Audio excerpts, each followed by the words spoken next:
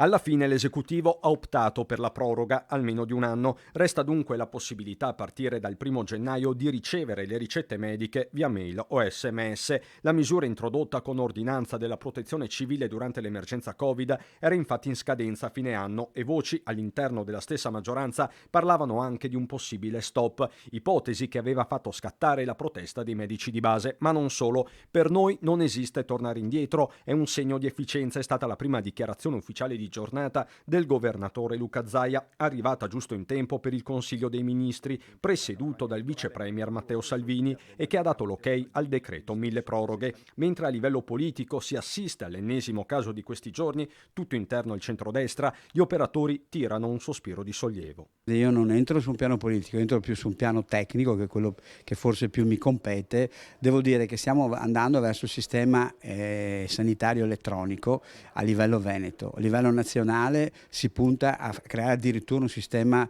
informatizzato nazionale. E credo che sia assurdo fare retromarcia sulla DEMA, sulla dematerializzata, perché ovviamente il sistema sempre di più ci porterà a livello di elettronico. Questo nel giorno in cui l'Osservatorio GIMBE certifica come il Veneto sia la terza regione in Italia per adempimenti dei livelli essenziali di assistenza, ovvero le prestazioni che il servizio sanitario eroga gratuitamente o tramite il pagamento di un ticket. Un ringraziamento va a tutti i nostri operatori che dopo 2 anni di Covid hanno comunque continuato a dare dei livelli di assistenza importanti, quindi un grazie a tutti e contemporaneamente, come dire, una scusa che faccio ai nostri cittadini, perché il Covid ci ha portato ad avere diverse liste d'attesa galleggianti che stiamo smaltendo e che forse è l'unico neo vero che noi dobbiamo migliorare, però lo sanno bene i cittadini che non avendo specialisti e perché non li troviamo dovremmo come dire, impegnarci al massimo per abbattere queste liste d'attesa, cosa che faremo, e l'augurio del 2023 è proprio quello.